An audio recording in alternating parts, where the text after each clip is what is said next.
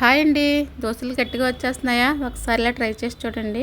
ఇక్కడ అరకిలో రేషన్ బియ్యం, ఒక గ్లాస్ మినపప్పు తీసుకొని శుభ్రంగా కడిగి నానపెట్టుకోవాలి.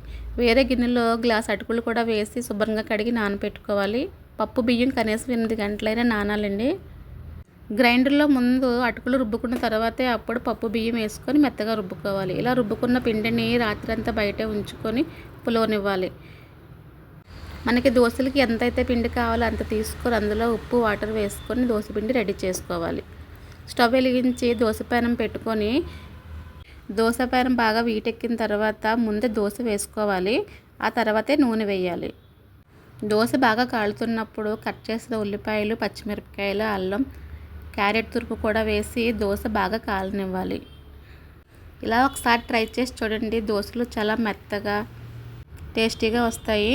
Please support my channel. Bye bye.